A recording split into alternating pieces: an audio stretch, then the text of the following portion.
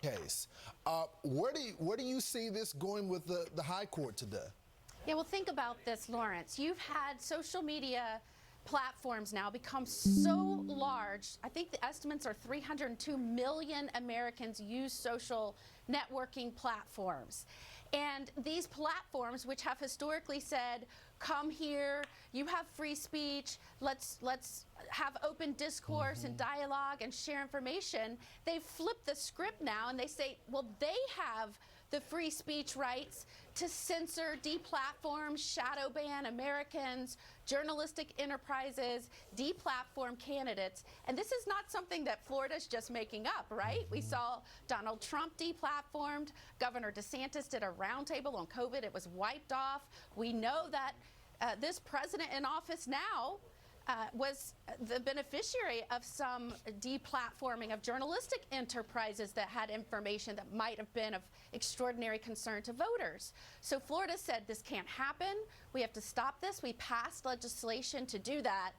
And not only have we been fought by the social media companies, I'll point out that today in the Supreme Court, when they're fighting, Biden is on the side of the social media companies, of course, because they have been a beneficiary of so much of this censorship and deplatforming. Well, you're exactly right about that. We saw that in the past election where they suppressed stories about Hunter Biden in the laptop because they knew it would hurt the current president.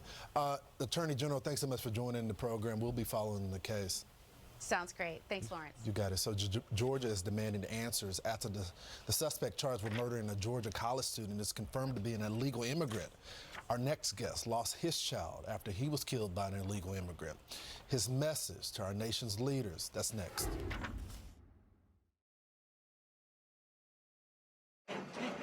Jorge is always Georgia's Governor Brian Kemp expressing his anger over the nation's border policies after an illegal immigrant is charged with the murder of UGA nursing student Laken Riley.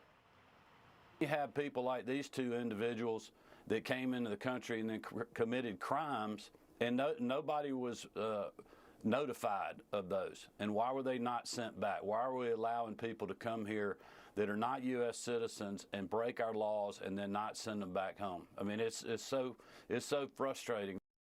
Our next guest understands that frustration firsthand.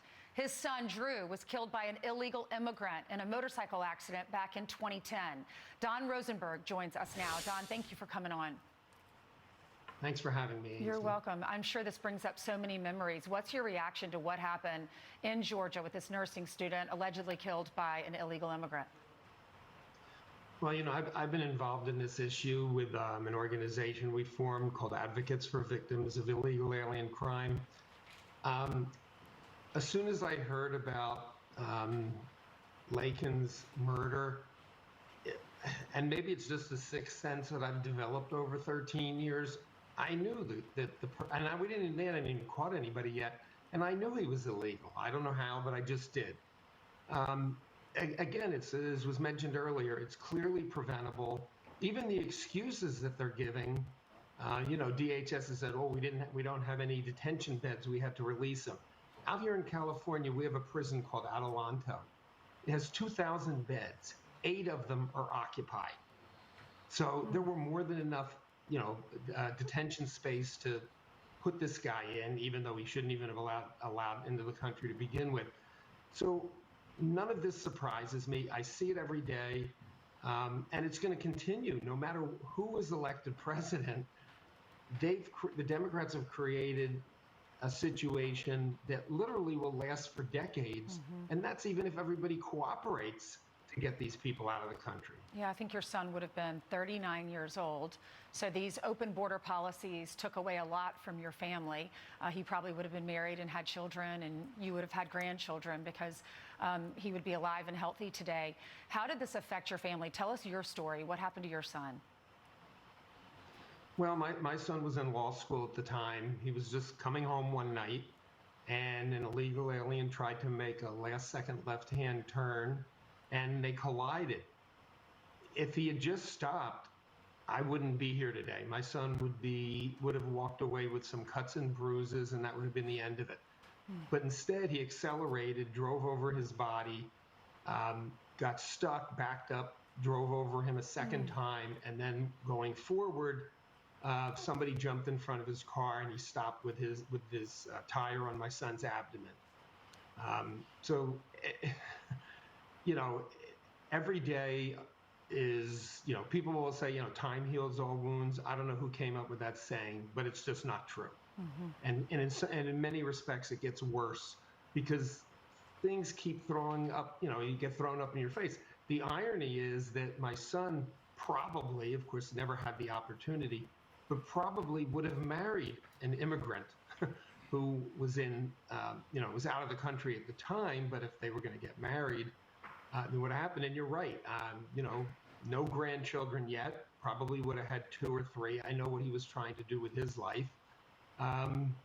So it just never ends. And I feel so horrible for Laken's family. They will suffer with this till the day they go to their grave. Gosh, you're absolutely right. Sent their daughter off to college, and this is what happens. So Democrats who are watching this message, listen to his story. You know, these open border decisions affect people's lives, take things away from Americans that are trying to do the right thing.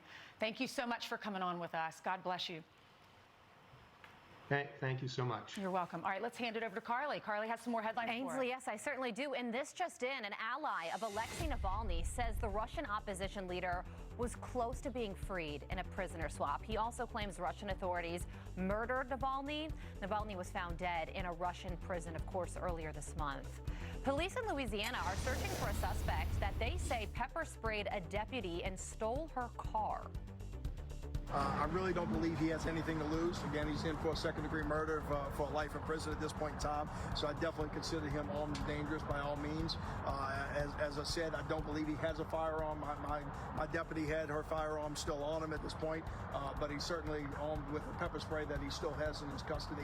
Yeah, but that's not all. Police also believe the suspect faked injuries so he could be transported to a hospital where he made his escape. Florida police say a Dunkin' Donuts employee was burned after an angry customer threw hot coffee in her face. They say the man had been given an extra cup of coffee for free by an employee, and the man became, quote, irate. Officers claim he then threw the cup of coffee at the employer's face, which caused her skin to blister. Police are now searching for the suspect. There is a lot of unstable people out there, Ainsley. How And he got an crazy extra is cup that? for free. Yeah. And that's how he repays her? Somehow became angry and threw the cup in her face, and she suffered some serious injuries. I hope she's okay. So do I. All right, thanks so much, Carly. You're welcome. Okay, happening today, the former FBI informant accused of lying about a Biden family bribery scheme is due in court. Our next guest represents IRS whistleblower Gary Shapley, who gave the shocking testimony about Hunter, and he is next. Over the weekend to move these civilians if an operation does take place. I've seen the reports on this. I haven't actually been briefed by the Israeli government on these issues. I'm talking to my Israeli counterparts later today to hear more because they've gone out in the press without coming to us to talk through all of this. So I'll wait and see. I have some concerns and questions about what I've seen reported in the press, but often what's reported in the press doesn't reflect the totality of what's going on. Clearly, the Biden administration keeping a close eye on what's happening on the ground. We look forward to seeing your interview this morning with Israeli Prime Minister Benjamin Netanyahu to discuss the situation inside Gaza and also some new reports this morning that the Israelis are striking territory deep inside Lebanon, 40 miles to the northeast of Beirut. Steve? All right. Thank you very much, Trey. Now let's go over to Brian, who's going to be interviewing Netanyahu in about a half an hour. All right, thanks, guys. Meanwhile, today, the former FBI informant accused of lying about bribery scheme involving the Bidens will appear before a federal judge in Los Angeles. As Hunter Biden's attorneys say, the case against the first son has now been tainted. Some say it's over. His legal team not mentioning anything about the damning testimony from former business partner Tony Bobulinski, who claims Biden benefited from Hunter business deals. Tristan Levitt is the attorney for the IRS whistleblower Gary Shapley, who testified against Hunter this past summer. First off, how does this FBI agent, who seems to be tainted, who was labeled as a 14-year informant, highly compensated in the past, affect what your client has spoken about and testified on? Literally in no way. So the IRS